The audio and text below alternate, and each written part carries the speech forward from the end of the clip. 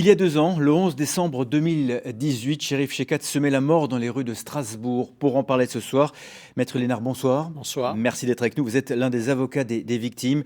Bilan officiel, 5 personnes décédées, 11 blessées. Mais l'attentat du marché de Noël aurait fait bien plus de victimes directes ou collatérales. 78 officiellement reconnues à ce jour et plus de 400 personnes toujours suivies par les associations de soutien.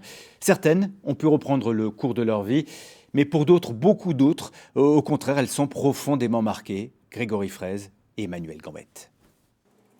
Elle ne vient que très rarement rue des Orfèvres.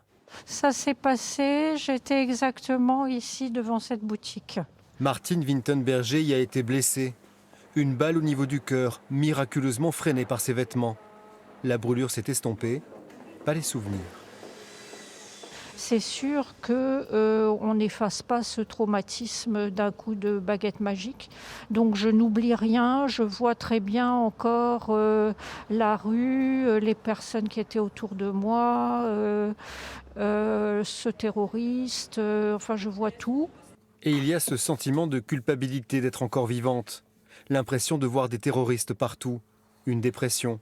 La sensation d'être en sursis depuis 2 ans. Et surtout qu'il y avait la vie d'avant et celle d'après. Mon quotidien n'est plus du tout le même. D'abord, je ne travaille plus. Et puis, ma relation aux autres a changé. Personnellement, je suis très déçue parce que je suis avec tout ce qui m'a été donné par les services de santé, par les associations, par l'accompagnement que j'ai trouvé absolument extraordinaire. Que faut-il de plus pour arriver à s'en sortir quelque part ? Être victime d'un acte terroriste, c'est être attaqué pour une cause qui vous dépasse, au hasard, à un moment de vie normal.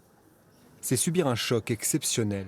Les victimes ne s'attendaient pas à vivre cet événement, donc c'est une effraction qui rentre dans leur espace psychique et cette effraction, donc, elle va perturber un certain nombre de domaines et la personne, donc, son sommeil est perturbé, ses relations avec les autres sont perturbées, donc il y a une angoisse massive donc, qui est là et donc tout ça va affecter l'ensemble de sa personnalité et va créer donc ce désordre qui va persister 1 année, 2 ans, voire plus pour certains. 2 ans après, Ishrak Marzouk continue d'évoquer l'attentat avec difficulté. Elle était agent de sécurité dans un magasin au centre-ville. Elle a mis à l'abri des passants et porté secours à des personnes touchées. Il y a le sang qui coulait sur le front, pareil que la première victime. Et elle agonisait avec un sang qui était très difficile. Ce sang-là que j'arrive pas à oublier, cette image, c'est... Aujourd'hui encore, la jeune femme est incapable de reprendre son travail. Sortir de chez elle est une épreuve. Elle ne parvient pas à remonter la pente. Le soir de l'attentat, Ishrak Marzouk n'a pas été blessée. Elle n'a pas croisé le tueur.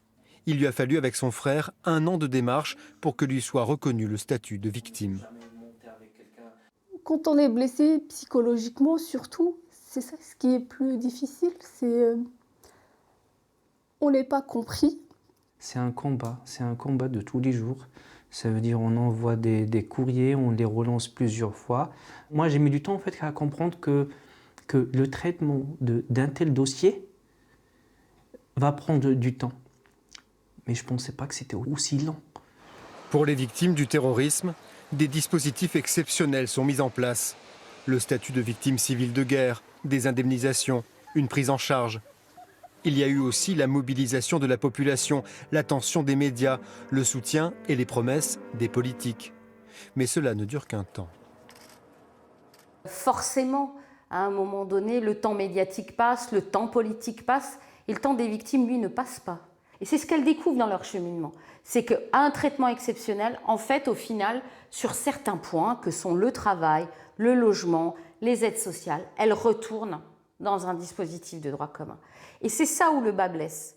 C'est à un moment donné de dire très clairement aux victimes, dans votre cheminement, vous n'aurez pas des dispositifs exceptionnels pour tout. Là, on arrive exactement à l'endroit le 11 décembre 2018. Mostafa Salan est confronté à cette réalité depuis 2 ans. Il arrive, il s'installe derrière, il ferme la porte.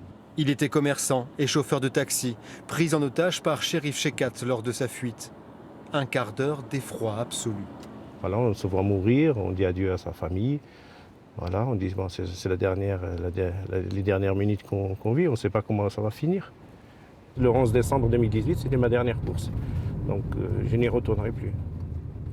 Angoisse intense, incapacité de continuer à travailler, sentiment d'insécurité permanent, l'onde de choc est dévastatrice.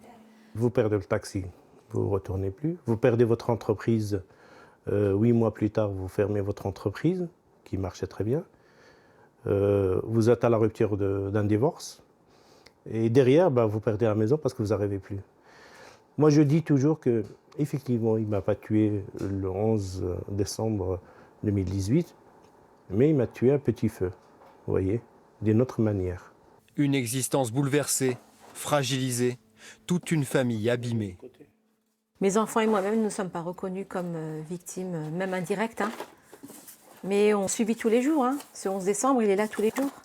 On est obligé de s'accrocher en fait à notre vie de famille. Encore une fois, aujourd'hui, si je suis là, c'est parce que je connais l'homme avant le 11 décembre. Voilà, le père de mes enfants. Et puis, on va essayer de faire table rase et puis d'avancer dans une nouvelle vie, de construire quelque chose de nouveau tous ensemble. On va trouver la force, en fait. Voilà. La famille Salan s'apprête à changer de vie. Mostafa a aussi créé l'association des victimes d'attentats, un exutoire, mais surtout une façon de porter leur voix pour plus de reconnaissance et pour qu'on ne les oublie pas.